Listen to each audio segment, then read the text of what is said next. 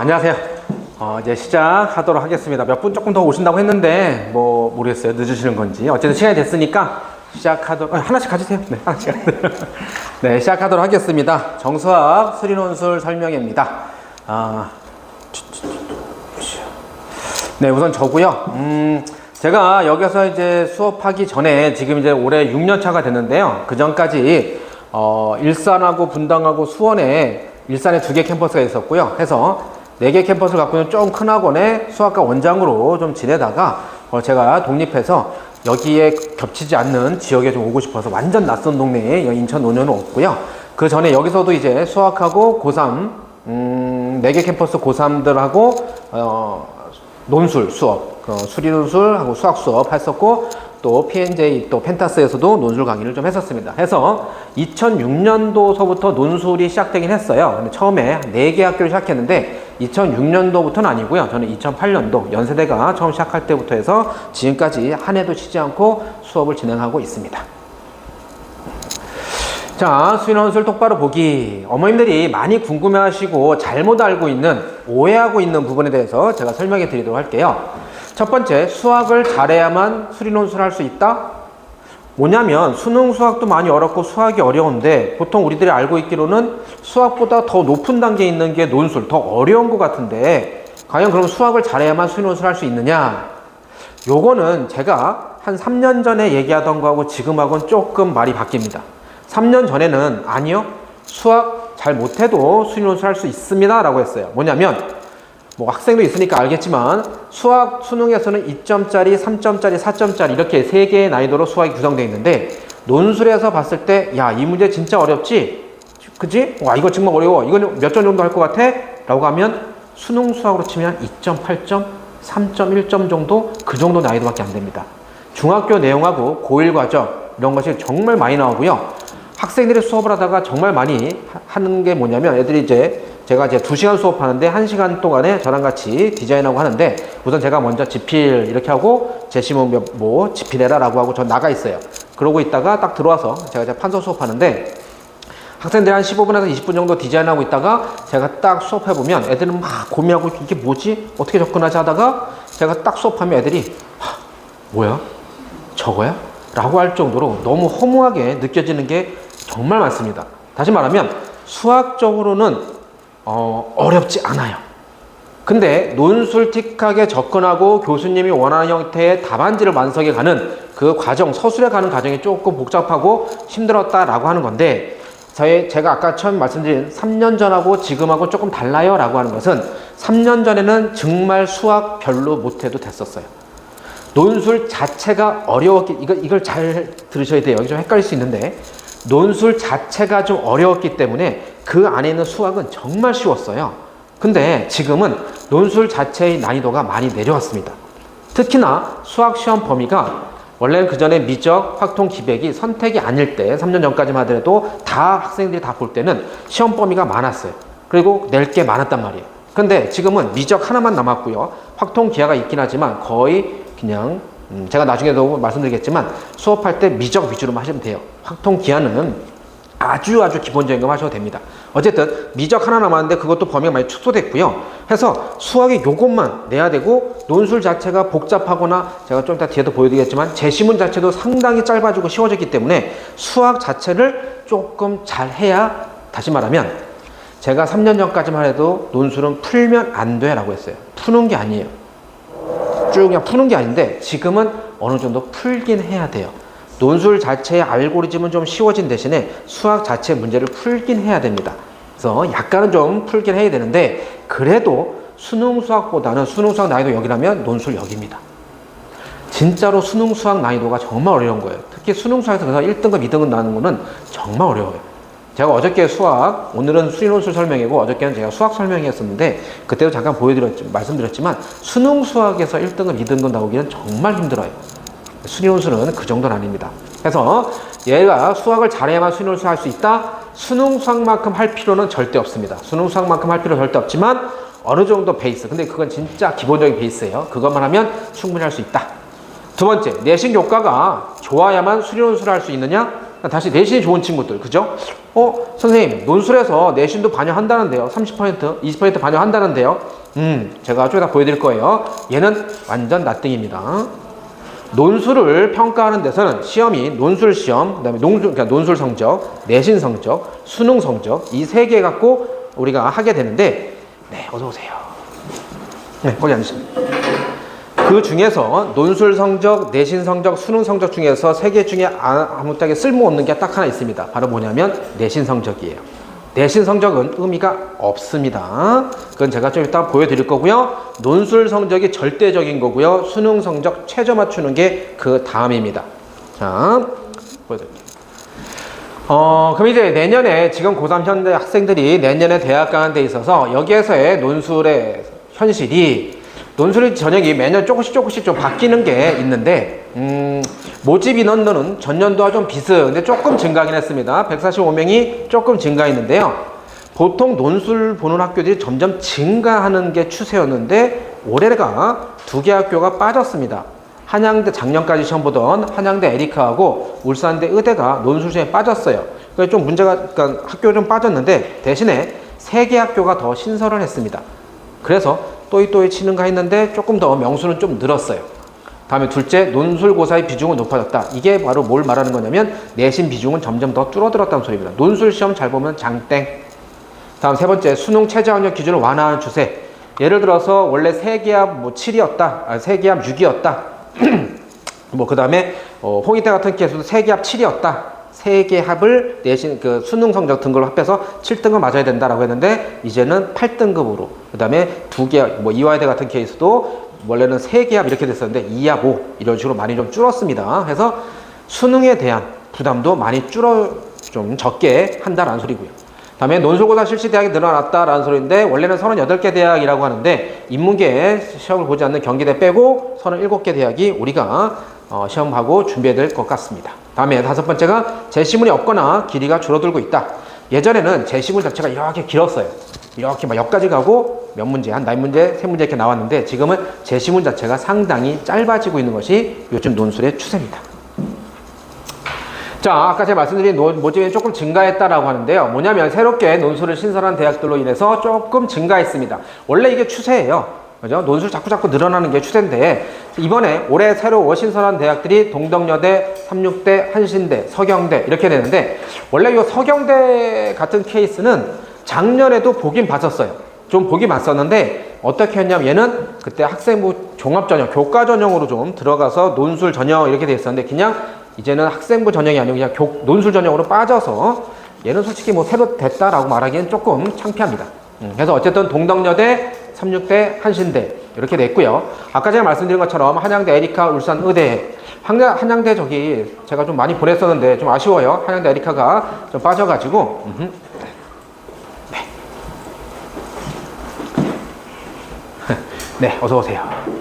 해서 한양대 좀 빠져서 아쉽긴 한데, 어쨌든 뭐 한양대 뭐 또 그 캠퍼스가 또 남아있으니까, 서울 캠퍼스가 남아있으니까 해서 전국 37개 대학에서 1161명을 선발하고요. 자연계 논술, 그 다음에 뭐 의학계 논술 뭐 이렇게 돼 있습니다. 혹시나 뭐 여기서 의학 논술을 또 필요로 한 친구들이 있으면은 따로 나중에 제가 따로 좀 설명을 해 드릴게요. 그런 친구는 흔치 않고 많지 않기 때문에 그거는 좀 준비하는 거나 이런 게 조금 다릅니다. 논술은 다 똑같아요. 논술은 다 똑같은데 과학 논술을 조금 더 준비해야 되고요. 최저를 목숨 걸고 잘 맞춰야 됩니다.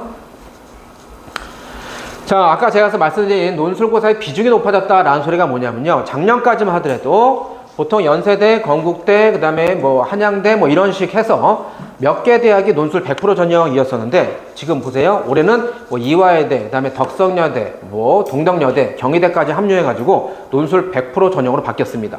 논술 100% 전형이다. 아무것도 묻고 따지지 않고요. 논술만 갖고 학생들을 뽑겠다라는 소리입니다.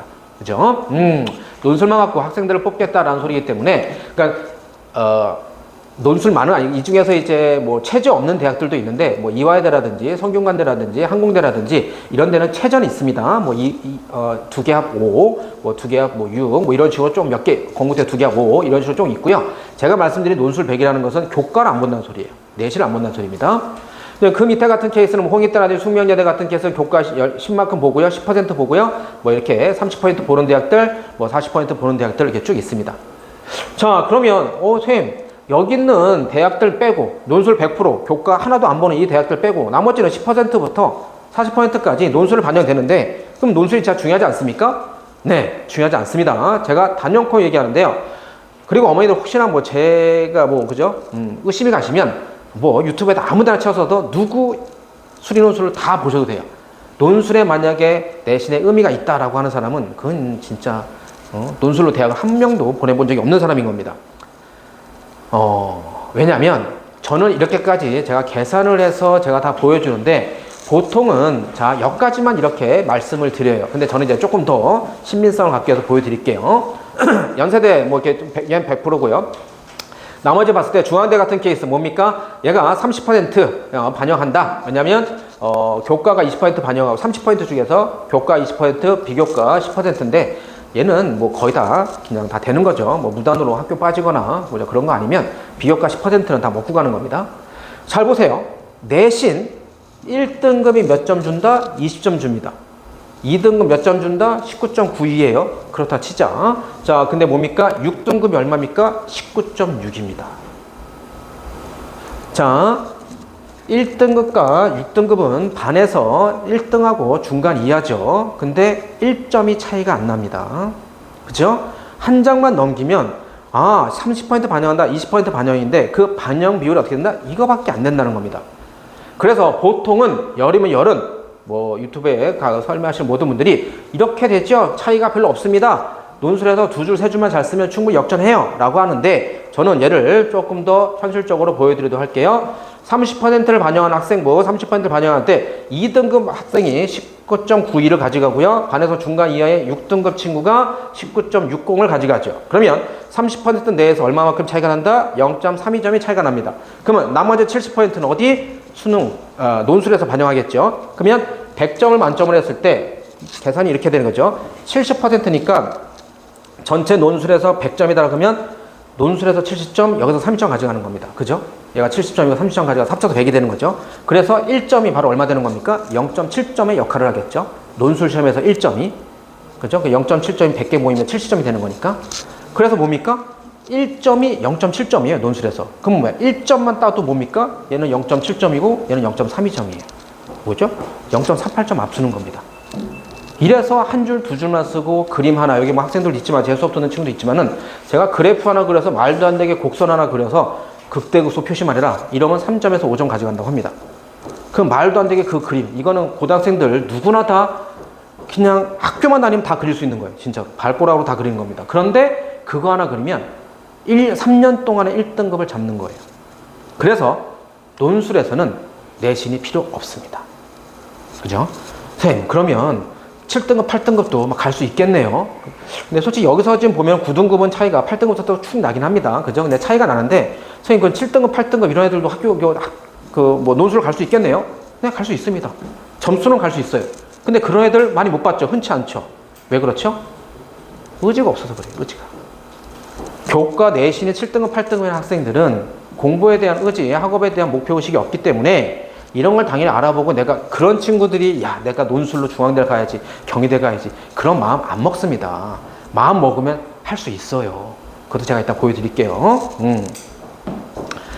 자, 뭐 이런 학교뿐만 아니고 나머지 학교도 마찬가지입니다. 우리가 대부분 다 원서를 써야 되는 인하대는 이제 논술 시험 보는 학교 중에서 올해도 12월 3일 날 제일 마지막에 봅니다. 그리고 저희가 지역이 인천이다 보니까는 인하대를 많이 선호하고 많이 쓰게 되는데 인하대가 제일 마지막에 시험 봐서 제일 많이 훈련을 받고 갈 수 있는 학교이기도 하고 그 다음에 최저가 없는 학교이기도 하기 때문에 보험 역할로 저도 많이 학생들한테 추천하고 쓰게 하는 학교입니다.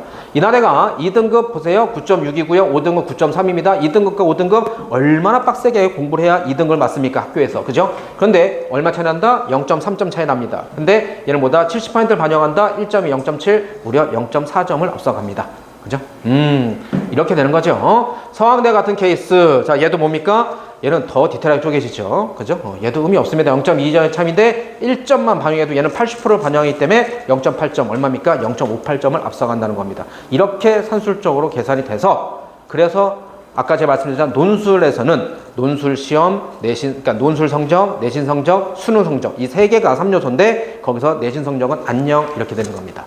제가 그냥 드리는 말씀이 아니고요. 그래서 아까도 제가 오늘만 해도 전화를 2통을 받았습니다. 논술 이제 항상 이래요. 7월달 기말고사 끝나면 우리 애가 뭐 어떻게 했는데 논술 할 수 있을까요? 해서 전화 왔는데 오늘만 해도 2번이 오셨는데 전부 다 내신이 어떤데요? 뭐 한 분은 되게 좋았어요. 3점대 초반이래요. 그럼 뭐 이거 갖고 될까요? 아이고 그 정도면 수석 입학입니다. 제가 그랬어요. 또 한 분은 5점대. 아이고 제일 많이 가는 등급입니다. 상관없습니다. 라고 했습니다. 상관없죠. 자, 그래서 논술 전형 학생부의 의미는 뭐다? 없다. 논술 전형에서 없습니다.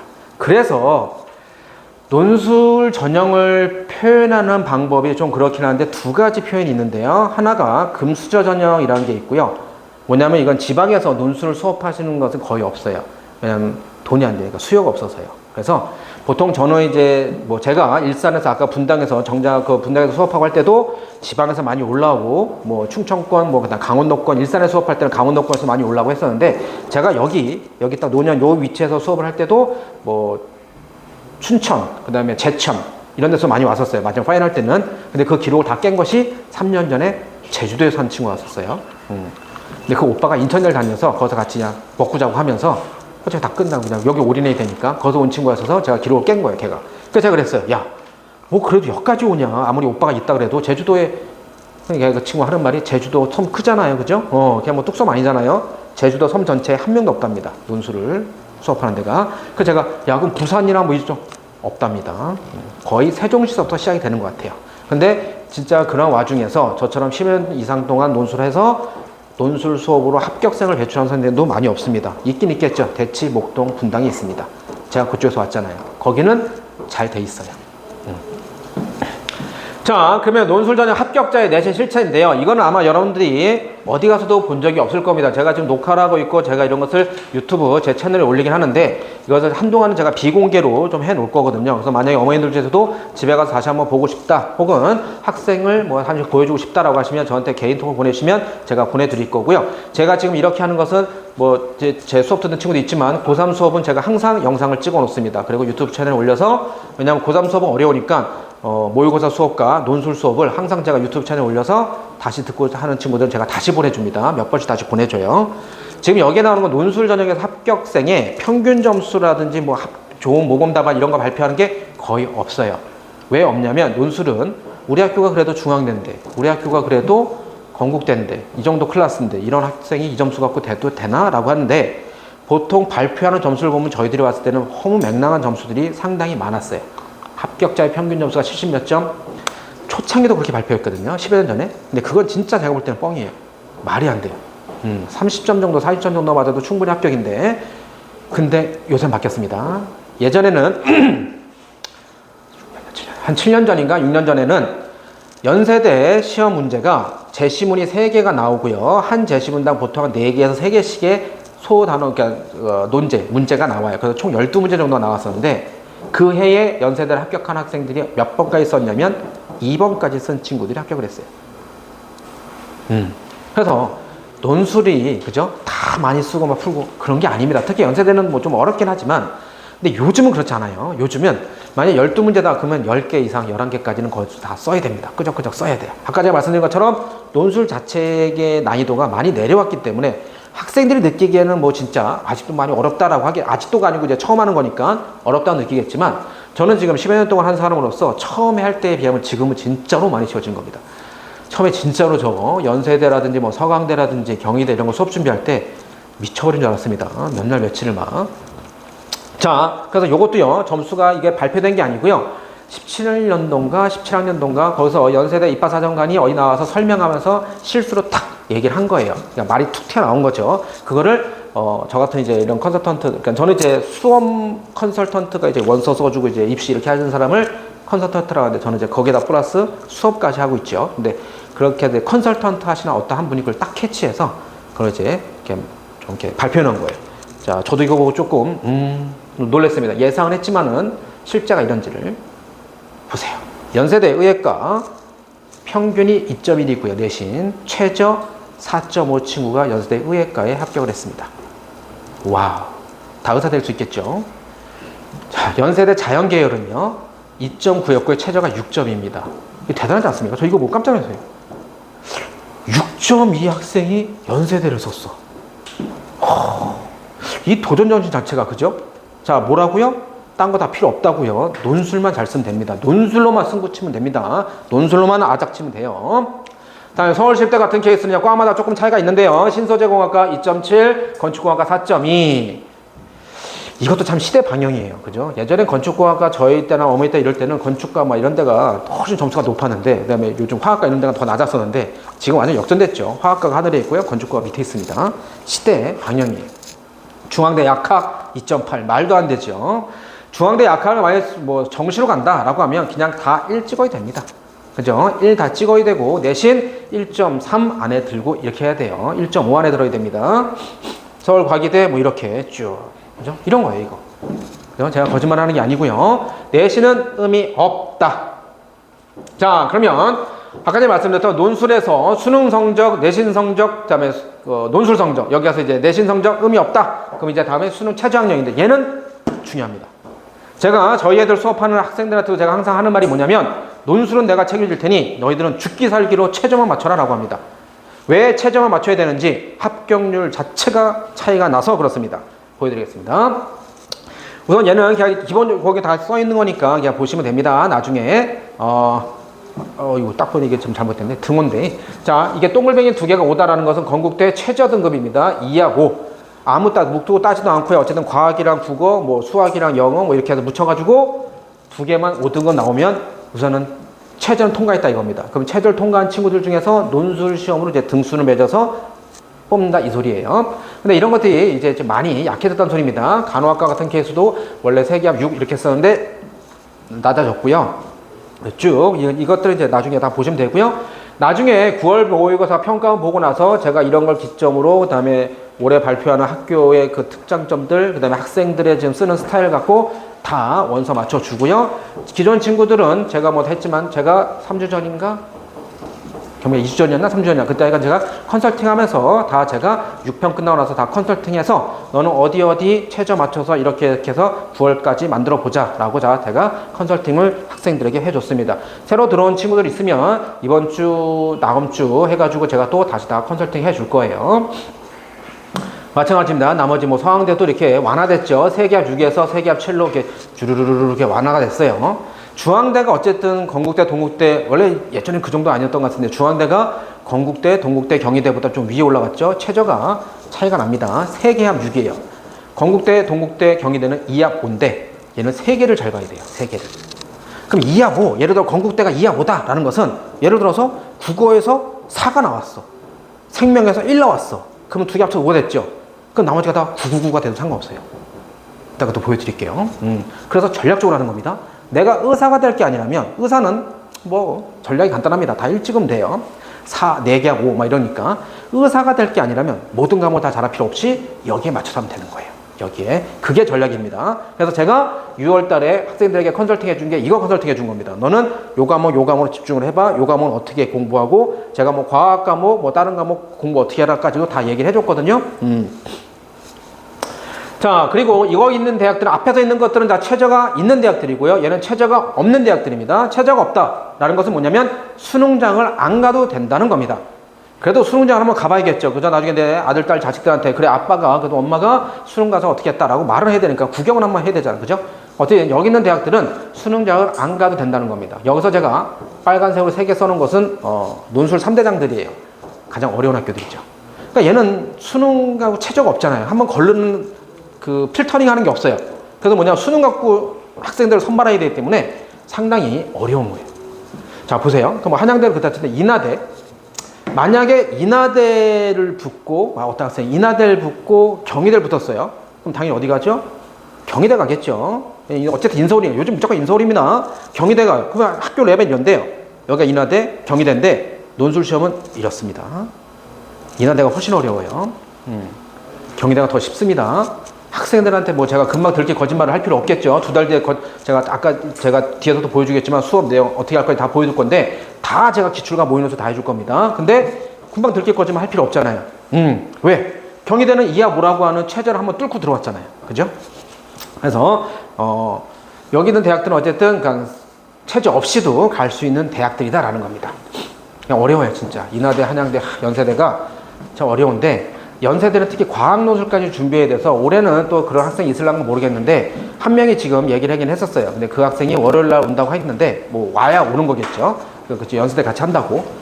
근데 아직 연세대, 제가 여기 인천에서는 연세대를 합격시킨 친구는 없어요. 매년 한 명 내지 두 명밖에 트라이를 안 하고 있는데 과학 노출 같이 제가 좀 하고 있는데, 그러니까 제가 수업하는 게 아니고 과학 노출 제가 연계시켜서 수업 듣게 하고 있는데 연세대는 조금 아직 여기는 없었어요. 제가 뭐 거짓말하면 안 되니까. 근데 나머지 인하대나 한양대는 솔직히 인하대 같은 케이스도 그렇고요. 진짜 보내기 힘듭니다. 근데 작년에만 5명을 보냈고요. 여기 강의실에서. 한양대도 제가 이따 보여드리겠지만 또 보냈고요. 제발 연세대 올해 좀 누구 가자. 자, 제가 이제 보여드릴게요. 아까 제가 말씀드린 실제 최저 있는 데에서 최저 맞추면 어떻게 되느냐 라는 소리인데요. 보세요. 중앙대입니다. 이거 한번 볼게요. 화학시소제 공학과 최초 경쟁률이 101대 0이에요. 그 나머지도 보면, 그죠? 뭐, 60몇 대 1, 뭐 50몇 대 다 이렇죠. 논술은 보통 이게 쏘쏩니다. 그럭저럭 한 거예요. 자, 근데 101대 1인데요. 실질 경쟁률. 다시 말해서 뭡니까? 수능 성적을 딱 보고 났을 때 몇 명? 19명. 20명을 칠게요. 101명에서 90명 안녕. 80명 꺼져. 이렇게 된 겁니다. 80명 꺼져. 뭐죠? 최저를 못 맞추는 거예요. 그래서 이렇게 원서를 써주고 이렇게 하는 사람들은 아까 제가 말씀드린 컨설턴트라고 하는데, 이런 사람들이 보는 관점이 당연히 다 조금 다르겠죠, 사람이. 그죠? 보는 내가 그동안의 경험치와 본인이 중요시 하는 게 다른데, 저는 경쟁률은 거의 안 봅니다. 왜냐? 저는 수업을 한 또 사람이기 때문에 이렇게 허수들이 있는 걸 알고요. 자, 보세요. 101명 중에서 20명 남았습니다. 80명 꺼져. 그러면 저는 이렇게 생각하거든요. 저 20명이 20대 1이 아니고요. 저 20명 중에서 진짜로 저처럼 논술로 합격을 시켜본 선생한테 한 번 이상 수업 들어본 친구 몇 명 안 됩니다. 한 반강까지 떨어져 나가고요. 지방에 있는 친구들 나가고요. 그러면 한 10명 남았다 칠게요. 한 15명 남았다 칠게요. 15명 남았는데 그 중에서 또 1대1로 개별 첨삭 받으면서 합격하는 형태의 답안지 만드는 거 훈련받은 친구들 반밖에 안 돼요. 그럼 또 7명이 나갑니다. 그러면 7대 1이에요. 8대 1입니다. 저는 그렇게 연산을 하고 그렇게 계산을 해서 학생들에게 원서를 쓰고 그렇게 수업을 진행하고 있고요. 실제로 진짜 그렇습니다. 허수들이 엄청 많고요. 특히 한양대라든지, 아까 제가 말씀드린 인하대라든지 한양대라든지 서울과기대라든지 이런 대학들은 학교 클래스가 조금 있는데 선호하는 학교들인데 최저가 없다 보니까는 시험장 갈 때는 뭐 그런데 나올 때 내가 저 왼쪽으로 가고 싶은데 왼쪽 못 가는 케이스가 많습니다. 둥둥 떠다닙니다. 진짜 아마 뉴스 내는 사진 보셨을 거예요. 정말 인산인해란 말이 그렇게 정말 사람들이 많습니다. 그럼 그거 뭐냐면 너도 나도 다 하는 거예요. 그냥 이 앞에 논현문고 가가지고 책 사서 한 두세 번 보고 EBS 한 두세 번 보고 좀 써보고 이렇게 하는 거구나 항상 가는 겁니다. 가서 뭐 하는 거죠? 그냥 풀고 오는 거예요. 수학 문제 풀고 오는 겁니다. 그런 친구들은 우리 애들이 100% 이깁니다. 뭐에서만 이기면? 최저에서만 이기면. 최저. 제가 하나만 더 보여드릴게요. 경희대를 도전하는 친구들이 2야 뭐가 그렇게 부담되는 등급은 아니겠죠. 그죠? 3, 2 이렇게 맞아도 됩니다. 3, 2 이렇게 맞아도 되는데, 그럼에도 불구하고 경희대에서는 전부 다 반토막 났어요. 자, 50대 24대, 52대 24대, 40대 20, 80대 40 전부 다 반토막 났습니다. 최저를 그만큼 반이 다 못 맞춘다는 소리예요. 우리 아이들 뭐 하면 된다? 무조건 목숨으로 최저 맞추는 겁니다. 그래서 지금 6편 끝나고 지금 기말고사 끝났죠. 지금서부터 저도 뭐 다음 주 화요일서부터 다시 정시반이 딱 개강해서 이제 내신 끝나고 이제 정시반 교재까지 새로 다 해서 정시반 개강해서 쭉 나가게 되는데요. 무조건 하여간 내가 최저 맞추는 과목에다가 올인해서 가시는 겁니다. 2과목 딱 잡고. 그 2과목이 저는 수학과 논술을 강의하지만 제 목표는 수학과 논술을 잘하게 하는 게 아니고 대학을 보내는 게 제 목표고 저는 그런 사람입니다. 거기에서 수학과 논술이 요만큼 1조라면 땡큐인 거고요. 제가 이따도 보여드리겠지만 수학을 못해도 전 대학 보내둘 겁니다. 그랬을 때 남은 기간 동안에 내가 의대를 갈 게 아니라면 그 집중적으로 하는데 0순위가 과학입니다. 무조건 과학하고 국어, 과학하고 수학, 과학하고 영어예요. 과학 2개 중에서 하나만 잡으면 됩니다. 아시겠죠? 그런 식으로 전략을 세워서 하는 거예요. 이건 뭐 제가 나중에 뭐 컨설팅 1대1 상담할 때 그럴 때 제가 다시 그럼 과학이 왜 그런지 제가 그건 과목적 특성으로 해서 제가 다르게 다시 또 설명해 줄게요. 지금 이렇게 공개적으로 말하기 좀 그렇고요. 그래서 이렇다라는 겁니다. 그죠? 어쨌든 뭐죠? 무조건 최저 통과하면 합격률 두세 배가 아닙니다. 네다섯 배, 여섯 배가 올라갑니다. 목숨 걸고 최저 통과하십시오. 그 최저를 통과하고 원서 쓰는데 뭐다? 9편 갖고 쓰는 겁니다. 9월 평가원 결과를 갖고 쓰는데 9월 평가서 4, 5, 4, 5, 6 나왔는데 선생님 저 이거 6, 이거 5자 한 달 반 동안, 두 달 동안 정말 피똥싸게 공부해서 2등급, 2등급 만들 수 있습니다. 여기서 원서 쓸래요? 절대 그러면 안 됩니다. 저는 1학년, 2학년도 아니고 고3인데 그냥 청사지만 갖고 그렇지 그렇게 할 수 있겠지 파이팅해. 그래서 그 원서 다 날아갑니다. 6장밖에 못 써요. 그 연서 6장 그 귀중한 한 장 한 장이 다 날아가요. 그 9월 평가원 갖고 결과 갖고 저는 원서 씁니다. 그러니까 저 같은 사람은 또 뭐냐면 6월 평가원에서 나왔던 등급에다가는 많게는 1.5까지 9월 평가원에 나왔던 등급에다가 많게는 1까지 더합니다. 9월 평가원에 2등급 나온 과목이 있으면 수능에서 3등급 나올 가능성이 많다는 겁니다. 왜? 강자들, N수생들, 재수생들이 다 시험 보지 않았죠.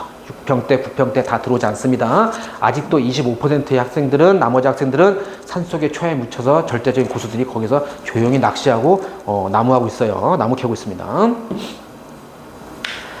자, 이거는 그냥 전체적인 올해 하는 겁니다. 올해 하는 거고, 자, 수능, 올해 일정이에요. 수능이 올해 11월 16일 매년, 뭐, 수능은 당연히 목요일날 시험 봅니다.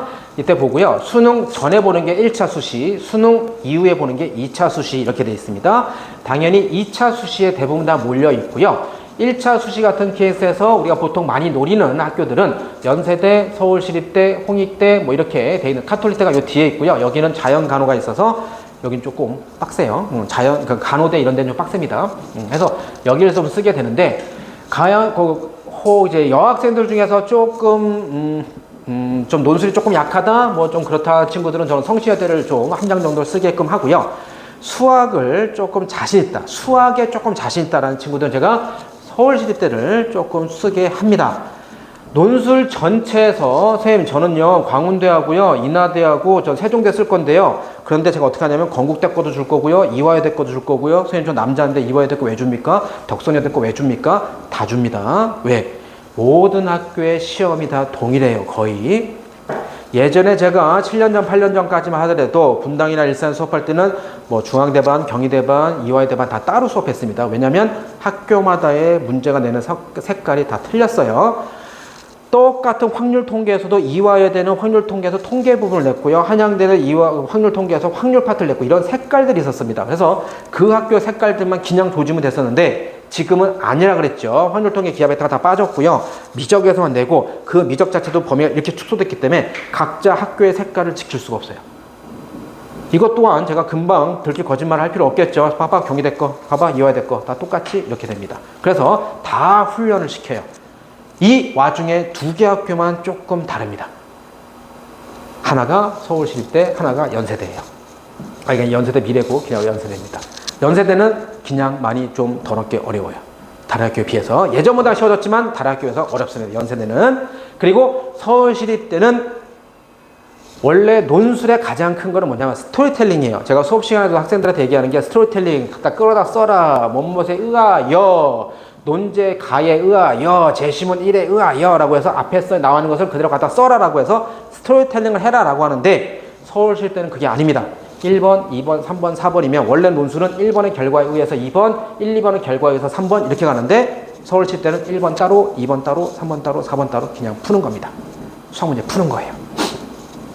그래서 서울시립대는 다른 학교하고는 조금 차별화된 그런 형태가 좀 띄고 있는 거고요. 그 다음에 여기에서 봤을 때 뭐 서경대라든지, 그다음에 동덕여대라든지, 그 다음에 수원대라든지 이런 대학들은 약수령 논술이라고 해서 예전에 적성고사와 지금 논술 사이에 중간 정도에 있는 좀 쉬운 케이스가 됩니다. 그래서 뭐 이런 데도, 저 수원대도 뭐 많이 보냈고, 뭐 한 36대 올해 처음 들어왔는데, 이런 데도 많이 보냈어요. 근데 여기 약수령 논술은 제가 따로 훈련시키지는 않습니다. 제가 그냥 수업하는 거 했으면 덮어 쓰고도 남아요. 가서 기분 좋게 그냥 한 장 합격하고 와도 될 정도입니다. 안전빵.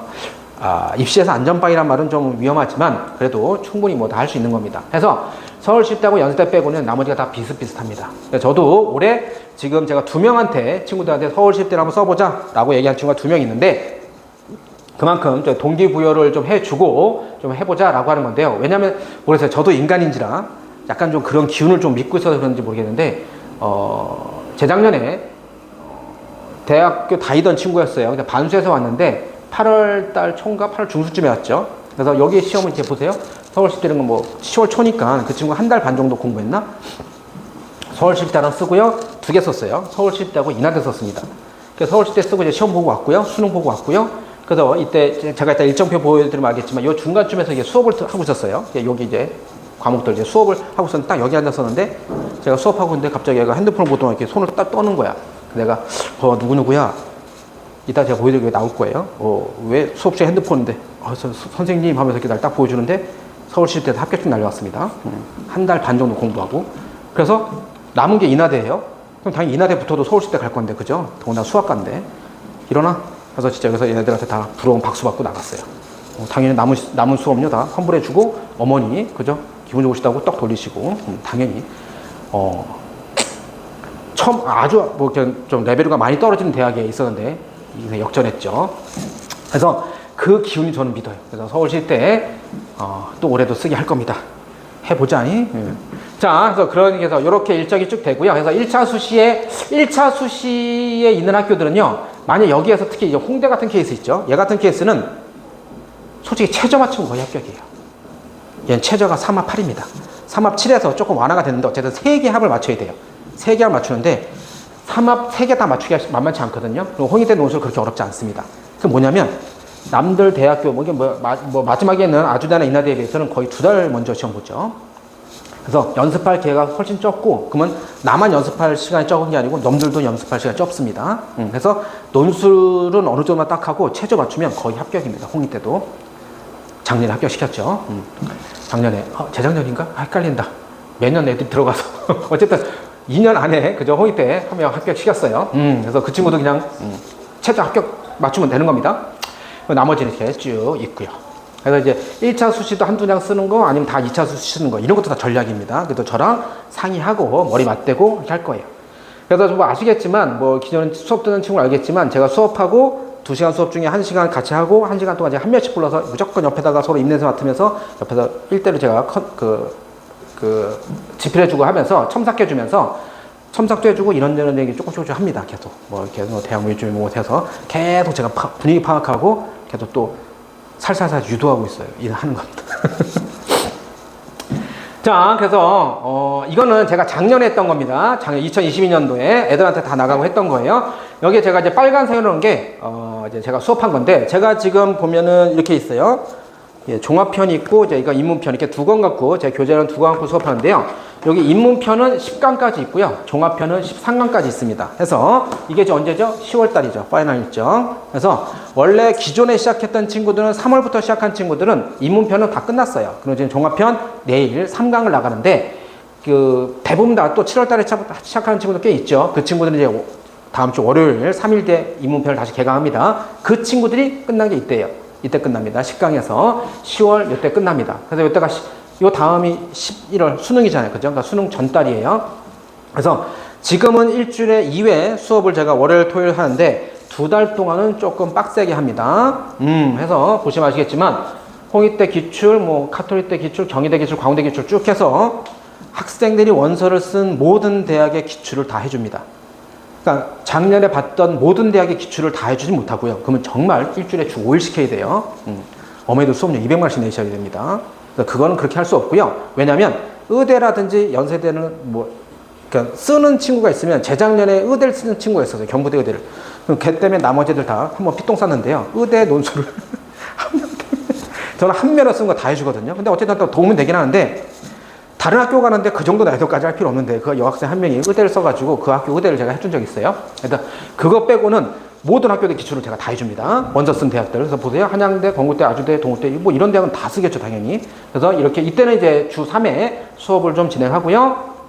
자, 마지막 11월 달입니다. 그럼 보세요. 아까 봤을 때 여기가 이제 대학 수학능력 시험이죠. 이때 수학 보기 전에 1차 직전 파이널 10회, 2차 직전 파이널 10회 해서 총 11월 달에 20회의 수업을 진행합니다. 20회 수업. 그래서 돈이 좀, 비용이 조금 돼요. 그래서 10월달, 11월달은, 그죠? 저는 애들한테도 대놓고 얘기합니다. 야, 너 지금 부모님 돈 빼놓게 냈어. 부담 가져. 열심히 해. 라고 하는데, 어쨌든, 제가 지금 봤을 때 여기 있는 지금 원래 색깔 좀 다른데 지금 제가 빔을 쏘니까 좀 같은데 여기 지금 1월 날 이렇게 돼 있는 것들이 시험 보는 학교들이에요. 보세요. 수능 시험 보죠. 그러니까 저희 때는 수능 시험 보고 나서 저도 그랬고요. 저 재수했는데 재수 끝나고 나서 탁 나갔을 때 이제 겨울이니까 6시, 5시 반쯤 되면 이제 어둡잖아요. 딱 나왔을 때 저 우리 쇼생크 탈출하는 제가 이렇게 이젠 자유다 딱 이랬는데 불쌍한 우리 애들은 그렇지 않습니다. 자유다. 다시 가방 메고 학원 와야 돼요. 수능 보고 바로 그 다음날 4시간씩 수업합니다. 그 전에도요. 지금 2시간씩이죠. 이 파이널 때는 4시간씩 합니다. 그리고 이때 보세요. 수, 목, 금 4시간씩, 4시간씩, 4시간씩 합니다. 이래도 부족합니다. 이때 숨 막히게 수업해요. 숨 막히게. 애들 얼굴 뻘개지면서 이때는 아까 앞에서도 그렇고요. 10월달부터는 첨삭도 못합니다. 그러니까 제가 판서 수업하고 나서 원래 1대를 한 번씩 불러 첨삭하잖아요. 그 전까지 제가 교재 갖고 수업할 때는 학생들이 디자인하고 제가 판서를 쭉 하고 애들은 영화, 제가 필기도 하지 말고 팔짱 껴. 그냥 영화 보더니 가만히 보는 거예요. 판서 수업하는 거를. 그대로 베껴도 빵점이에요, 어차피. 저는 큰 틀만 잡아줍니다. 그러고서는 제가 또 그 다음 또 제시문 해서 또 애들이 좀 디자인하고 제가 판서 수업하고 그리고 나서 제가 답안지 주고 쓰게 합니다. 그럼 제 거 판서 수업을 들었잖아요. 그리고 쓰는 거는 본인 게 아니죠. 아직 자기 게 아니에요. 근데 제가 계속 그렇게 좀 훈련시키는 것은 아직은 좀 낯설고 아직 쓰는 걸 잘 생각하는 알고 잘 모르니까 이 교재 갖고 할 때는 제가 그렇게 하고요. 아까 제가 앞에서 10월 달에서 막 기출문제부터 시작했었죠. 그때는 순서가 바뀝니다. 학생들이 먼저 1시간 동안 다 쓰고 제가 뒤에서 수업을 해요. 그러니까 먼저 답안지 먼저 주고 먼저 집필 다 합니다. 그리고 제가 뒤에서 수업을 해줘요.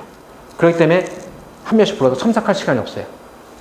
그 얘기했죠. 그죠? 또 우리 아이가 한양대 가서 시험 보는데 시험지 받고선 제가 받기했다가 야 누가 나와 해서 제가 막 디자인해주고 자 들어왔어. 이게 말이 안 되잖아요. 그죠?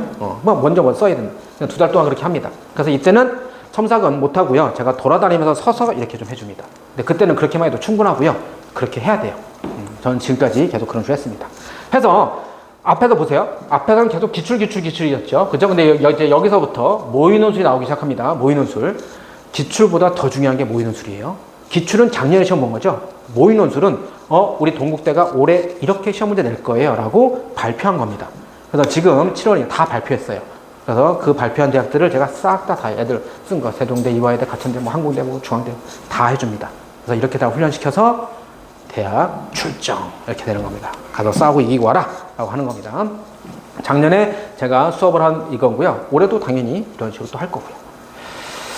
자, 그럼 이제 아까 제가 말씀드린 내신 성적, 그 다음에 수능 등급 이것이 어떤 결과를 미치고 어떻게 되는지 제가 잠깐 보여드릴게요. 여기는 100% 실예고요. 제가 블로그나 이런 데 다 올렸기 때문에 뭐 아시겠지만 요즘에 개인정보 보호법에서 이거 뻥치고 거짓말하면 큰일 납니다.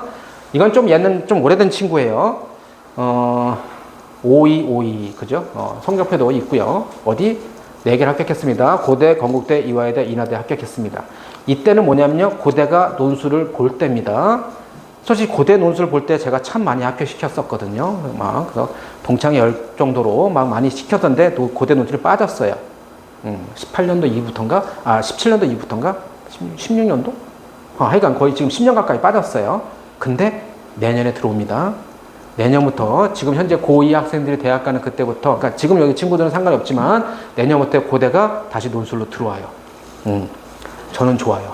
고대 또 보낼 겁니다. 다음에 뭐죠? 69, 619. 국어가 6이고요. 영어가 9. 언어에 장애가 있죠. 그죠? 우리나라 말 더더욱 저희 학교, 제가 있는 바로 이 학원에서 조교까지 했습니다. 왜? 요거 했잖아요. 수학은 1이잖아요.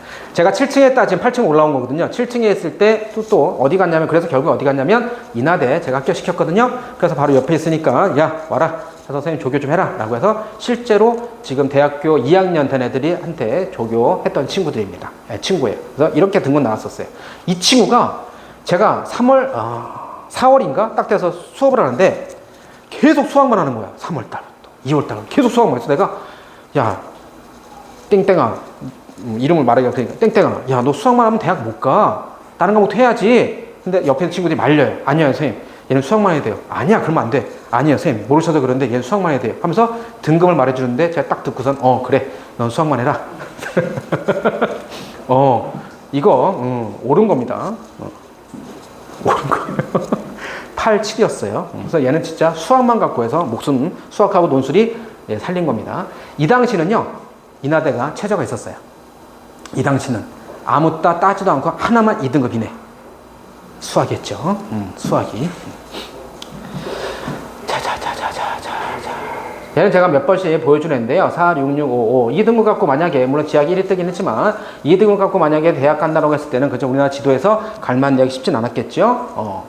동국대 전자전기공학부 합격을 했습니다. 그죠? 자, 보세요. 수학이 몇이죠? 6등급입니다. 수학 자체가 어렵고 수학에서 안 된다라고 치면 저 학생이 합격을 할 수가 없었겠죠. 수능 수학에, 수리논술에 있는 수학은 정말 쉽다고요. 마음을 그렇게 먹으셔야 됩니다. 막상 교재 보고 하면은 수능 수학에 비해서는 말도 안 되게 쉽습니다. 그리고 이런 것도 전략인 게 이 친구가 원래는 지학이 아니었어요. 9평 볼 때까지 생명이었습니다. 생명이었는데 그게 4인가 5인가 4였을 거예요. 좀 오래돼서 제가 기억이 가물가는데 4인가 떴어요. 그래서 이때 담당하시는 선생님하고 저하고 같이 예, 누구야? 이거 바꾸자. 네? 야, 올해 지학이야. 지학을 바꾸자. 선생님, 지금 9평 지금 이제 한 달, 2달도 안 남았는데, 한 달 반 남았는데요. 제가 지금 8개월 했는데 4 떴는데 남은 2달 동안, 그러니까 거꾸로 생각해봐. 8개월 동안 해도 안 됐는데 남은 2달 동안 한다고 되겠어? 바꿔. 얼마나 쫄렸을까요? 우리 학생들 시험 보기 전날에 막 집중 잘 되고, 막, 야, 내가 이 집중 갖고 일주일 전만 시작해서 이번 시험 잘 봤을 텐데, 막 이런 거 있잖아요. 떨려가지고. 얼마나 떨려서 공부했겠어요? 이게 살린 겁니다. 얘는 이게 살렸어요. 해서 동국대 최초, 뭐라고요? 그 합격이 최저가 2하고 1, 4. 그죠? 얘는 동국대를 합격했음에도 불구하고 제가 그랬어요. 야, 넌 그래도 선생님 수학 조교는, 왜 그러세요, 선생님? 저는 안 되죠. 그래서 학교는 좋지만 수학 조교는 안 됩니다. 그죠? 이런 친구도 6377 쪽, 이제 빨리 넘어갈게요. 이런 친구도 건국대 63724 2하고 건국대 과기대 합격했고요. 당연히 건국대 갔겠죠? 합격증 다 있고요. 쭉 갑니다. 자, 지금 여기서부터는 이제 너무 많은데, 그리고 이제 여기는 뭐냐면 극적인 친구들만 있겠죠. 그죠? 저한테 온 친구들 다 이런 친구들은 아니겠죠. 그죠? 극적인 친구들만 했었고요. 지금 여기서부터 이제 다 여기 인천에 있는 친구들. 제가 여기 와서 보낸 친구들 중에서 조금 극적인 친구들 64448. 와우, 환장하지요? 광운대 화학과. 이 친구가 제가 그러거든요. 원서를 쓸 때, 9월달 원서 쓸 때, 대학교는 너희들 어느 정도 정해. 대신 과는 나한테 던져라고 합니다. 그래서 제가 좀 기피하는 과 중에 하나가 이거예요. 아까 제가 말씀드렸지만 저희 때는 화학과나 화학계열 뭐 이런 데가 낮았었는데 건축 뭐 이런 데 공학 쪽이 높았었는데 지금 반대가 돼서 왜 반대된다? 취업이 잘 돼서 그런 거예요. 사회 반영해서 화학과나 이런 계열 나오면 특히 여학생들도 너무 높습니다. 연구원 막 이렇게 막 가고 하기 때문에 제가 화학과는 웬만큼 피하려고 해요.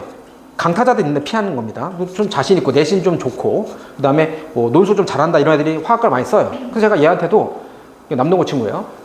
야, 좀 그렇지 않, 화학과 안 돼 이랬는데 얘가 딱 하는 말이, 선생님, 저는 화학과 안 갈 바에는 대학생 되는 의미가 없어요. 이 정도의 배수진을 치면, 그래? 그럼 얘는 원서, 제가 컨설팅 할 때 1분 걸렸습니다. 왜냐면 광운대, 무슨 대, 화학과, 컨트롤 V. 그냥 다 화학과. 와, 근데 진짜 됐어요. 두둥. 감사했습니다. 제가 감사했습니다.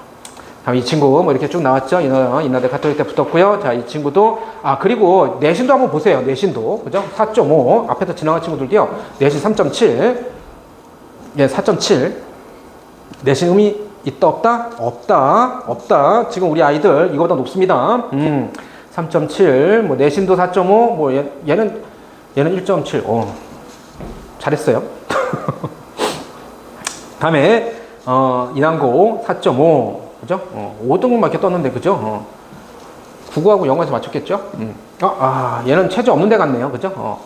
딴 데 최저 있는 데 써도 됐을 뻔 했는데, 쫄렸겠죠? 그죠? 그러니까 최저 있는 데 안 쓴 것 같아요. 최저 있는 데 썼으면 붙었을 텐데, 인하대하고 광운대는 둘 다 최저가 없는 대학입니다. 3.0, 그죠? 인하대 가톨릭 대. 얘 친구가 인하대 갔죠. 그죠? 도림고에서. 저는 진짜 얘 붙었을 때 정말 기분 좋았어요. 좀 힘들다 생각했거든요. 힘들다 생각했는데, 인하대를 붙어가지고, 합격하고, 합격도 들고, 어머니하고 같이 왔어요. 친구하고 같이 왔어요. 친구하고. 정말 고맙다고. 정말 말이 없는 애거든요. 1년 넘게 제가 수업하면서 정말 얘 목소리 몇 번 못 들었는데, 그날도, 네, 감사합니다. 이러고 그냥 얘기 별로 안 하고. 이 친구도, 인하대, 그죠? 인하대 같은. 좀 전에 그 친구 고장고. 자, 이런 친구도, 그죠? 또 인하대. 이 친구가 아까 홍익대. 그죠? 홍익대. 이 친구는, 이 친구는 홍익대 그게 아니고, 홍익대 얘는 세종 캠퍼스네요. 세종 캠퍼스. 세종 캠퍼스 거기가 3합, 2합 6인가 그럴 거예요. 그래서 거기 최저 맞춘 겁니다. 어쨌든 1차 수시 거기에서. 홍익대 본격 캠퍼스가 아니고요. 자, 계속 뭐 이렇게 내신 4.1, 다음에 6자 찍혀 있죠. 뭐 그런데도 당국대고 가고요. 나중에 제가 원서 쓰기 할 때 이 당국대는, 그죠? 언제부턴가 당국대가 물론 학교가 나쁘다는 건 아닌데, 클래스가 모르겠어요. 그 정도는 아닌 것 같긴 한데, 당국대가 시험이 좀 많이 어려워졌어요. 최저가 없는데 자꾸, 당국대가 출전 캠퍼스가 자꾸 진짜 좀 많이 어려워졌어요. 그래서 웬만하면 제가 좀 기피하는 그런 것 중에 하나예요. 예전에 좀 그랬어요. 아주대를 제가 몇 년 동안 좀 안 쓰게 했었어요. 아주대 쓸 바에 이하대 써라, 한양대 에리카 써라 라고 했었는데, 제가 한 3년 전부터는 아주대도 또 많이 쓰게 하거든요. 왜냐면 그냥 제 표현대로 치자면 아주대가 좀 착해진 것 같아요. 그 전까지는 진짜 산수 더럽고 막 죄송합니다. 산수 되게 지저분하고 막 하여간 뭐 이상했었는데, 막 어려웠었는데 좀 그랬어요. 근데 당구때 제가 좀 삐졌어요. 그래서 좀 괜히 어렵게 내고 있어요. 잘 안 쓰게 할 것 같아요. 이것도 누구 만났냐 중요해요. 가르치는 사람이 누구 만났냐. 자, 이 친구가 그죠? 바로 논영고, 그죠? 64489. 그렇죠. 이 친구 한양대 체제 없죠? 네. 해서 갈 수 있습니다. 할 수 있어요. 근데 이 정도면 그죠? 이 친구 포기한 거 그냥 가서 그냥 경험 삼아서 간 것 같아요. 그죠? 평소에 이렇게 나오는 친구는 아닌데. 그죠? 자, 그렇고요. 그래서 이게 원래 지금 이게 아니에요. 지금 이게 계속 바뀌어야 되는데, 제가 지금 이걸 갖다가 숫자 바꾸는 걸 지금 못해가지고 이게 지금, 그죠? 이 포맷을 제가 못 찾아가지고 이거 못 바꾸고 있습니다. 이게 계속 지금 카운터가 올라가고 있는데 2년째 못 바꾸고. 창피해서 어떻게 해서 말을 못 하겠네. 이거를 바꿔야 되는데 숫자가 점점 더 올라가. 솔직히 저 의예과, 한예과, 뭐 서울대 이런 데는, 그죠? 예전에 진짜 많이 보냈었는데, 이건 뭐냐면 다 제가 일산과 분당에서 수업할 때, 그죠? 그러면 그 당시에 그래요. 제가 지금 상담실에도 쫙 붙어 있는데, 어떻게 이렇게 많이 보내셨어요? 간단합니다. 많이 가르치면 많이 보낼 수 있어요. 분당이나 일산에서는 제가 12월 달에 논술을 개강해요. 항상 제가 좀 저도 약간 변태스러운데 12월 24일 날 크리스마스 이브날 항상 개강을 했었는데, 그럼 보통 20명씩 3개 반 정도 마감되고 시작을 합니다. 여기 인천은 제가 깜짝 놀라게 시골이 아닌데, 그죠? 시골이 아닌데, 근데 지금 논술 설명이 많이 오신 거예요. 제가 여기 와서 2년 차 했을 때 한 명 왔어요, 한 명. 한 명 오셨어. 그러니까 논술 뭐 어떻게 몰라. 그리고 고장고에서도 최초로 그 지원이라고 써 있는데, 그 인하대 보낸 그 친구도 제가 아마 알기로는 고장고에서 최초로 제가 수련논술을 대학 보낸 선생일 거예요, 여기서. 그게 진짜 이게, 와, 이거 좀 깜짝 놀랐어요. 인천 바로 서울 옆에 붙어 있잖아요. 중국에 붙어 있는 게 아니잖아. 우리나라에 붙어 있잖아. 근데 어떻게 이렇게 막 모르는, 그러니까 입시, 그죠? 그래서 제가 지금 코로나 끝났잖아요. 그래서 저는 막 지금 신나가지고, 어저께도 막 신나서 막 설명이 하고, 제가 알고 있는 거 막 다 방출할 겁니다. 그리고 다, 고쳐놓을 거예요. 지금 고1 막, 다음엔 중도 설명할 거야. 자, 그 이제 잠깐 수능술 제가 이제 그 논술이 어떤 거다라고 제가 보여드렸고요. 논술에서 뭐 내신이 갖고 있는 역할, 아무 역할 없고요. 수능 최저 중요하다 말씀드렸고요. 논술은 논술 시험으로 당당 결정이 되는 겁니다. 학생들이 핑계거리 절대 못 찾습니다. 저 같은 놈한테 걸리면 논술에서 붙으면 저 내신 때문에 붙었다 절대 아닙니다. 내신 때문에 떨어진 거 1도 없고요. 그냥 논술 못 써서 떨어진 거고요. 붙으면 논술 잘 써서 붙은 겁니다. 무슨 알겠죠? 내신 나쁘다고 해서 불리한 거 아니고요. 내신 좋다고 해서 유리한 거 아닙니다. 그냥 논술이에요. 그냥 변명 없습니다. 그걸 제가 말씀드린 거고요. 자, 지금 입문편은 기존에 있는 친구들은 3월 달부터 해서 지난달까지 해서 입문편 끝냈고요. 다 3주 전부터 수리논술 종합편 들어갔고요. 그래서 제가 2개 중에서 종합편 지나간 건 어쩔 수 없는데, 입문편은 항상 다시 재개강을 합니다. 입문편이 10강으로 되어 있고 종합편이 13강으로 되어 있는데, 입문편이 제가 볼 때는 훨씬 더 중요합니다. 논술에서 제일 많이 쓰이는 게 입문편에 모아놨기 때문에 입문편을 항상 제가 다시 7월 달에 개강을 해요. 그게 내일 모레 월요일입니다. 월요일날 7시부터 9시까지 수업 진행하고요. 토요일날은 종합편 개강합니다. 선생님, 우리 아이는 입문편 안 봤는데 종합편 봐도 됩니까? 네. 입문편 처음 봐도 어차피 어렵고요. 종합편 처음 봐도 어렵습니다. 그냥 제가 나눠놓은 거지. 뭐냐면 섹터별로 나눠놓은 거예요. 시험 범위별로 나눠놓은 겁니다. 지금 입문편 여기에서는 미적 파트가 거의 없어요. 수원, 수투 위주로 해놨고요. 종합편 여기서는 미적 파트입니다. 그게 바로 뭐냐면 내신 시험범위하고도 일치하게 제가 책을 구성해 놓은 겁니다.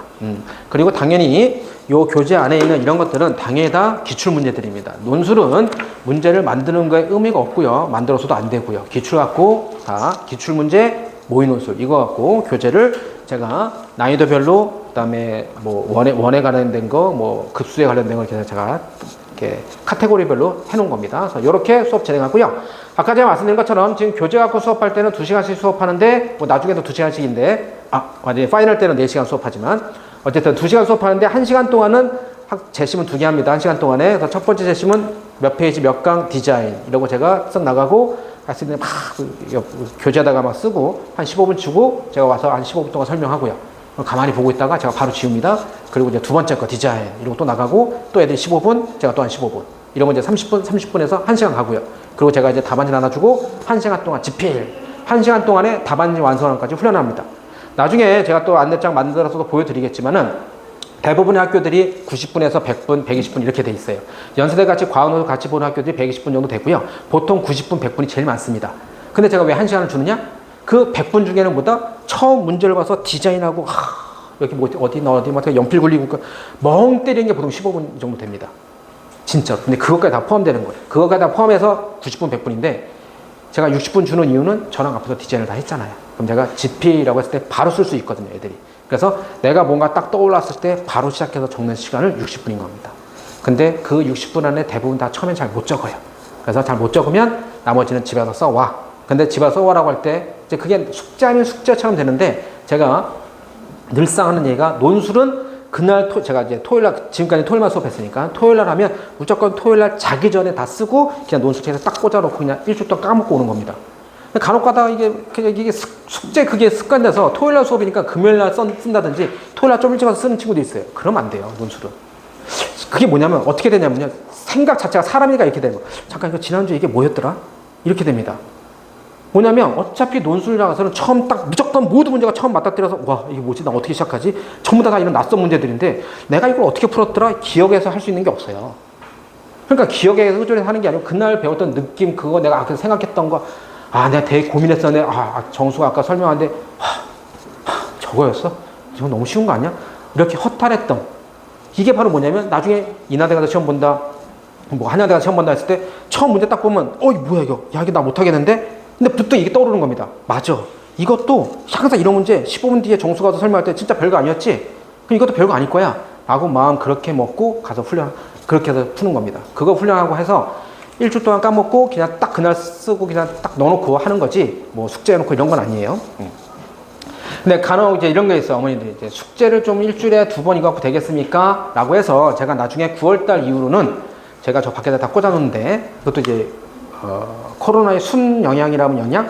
작년, 재작년 이럴 때 코로나 때문에 잘 못 오거나 그 다음에 또 제 수업은 좀 멀리서 듣는 친구들도 좀 있어요. 유튜브로 듣는 친구도 있어서 제가 항상 유튜브를 찍어 놓는데 문득 생각난 거야.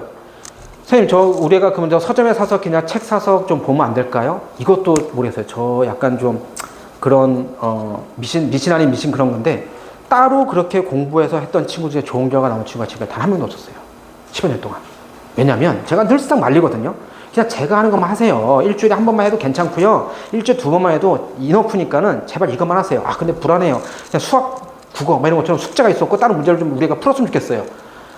네, 알겠습니다. 그러면 제가 지금 2008년도부터 수업했는데 그 자료가 다 컴퓨터에 있는데 얼마나 많겠어요? 그럼 제가 줄 수 있어요. 둘이 그리고 밖에 나서 뭐 서점 가서 기출 있잖아요. 그죠?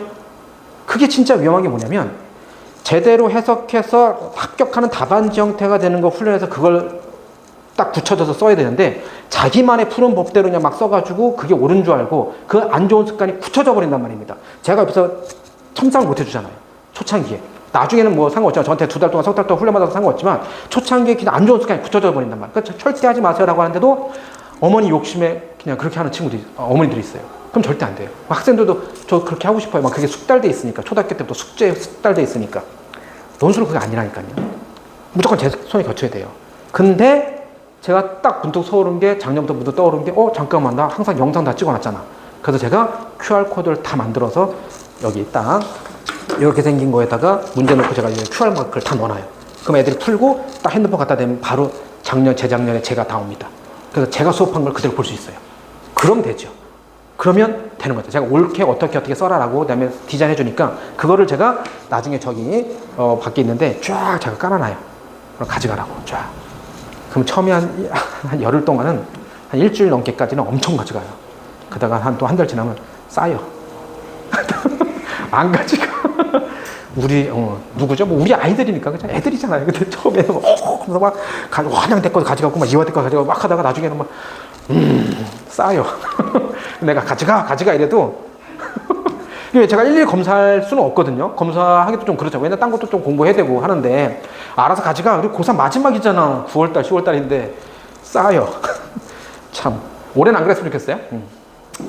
그리고 어머니들 좀 무리하신 어머니들 좀 계셔서 제가 이거를 아까 전에 급하게 다시 좀 넣어놨는데요.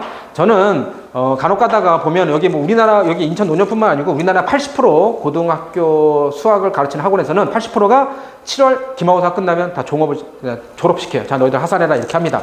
두 가지 때문에 그렇죠. 첫 번째 돈이 안 됩니다. 신규생이 들어올 리가 없죠. 그죠? 고1, 고2 중등부를 받아야죠. 그 다음에 두 번째 어렵습니다. 힘들어요. 어려울 거 아니에요. 9월 평가. 네, 수능 대비해 주면 그 4점짜리 다 풀어줘야 되는데 힘들잖아요. 저는 아직까지는 저도 더 늙으면 모르겠지만 힘 빠지면 모르겠지만 아직까지는 쪽팔려서 그렇게 못하겠.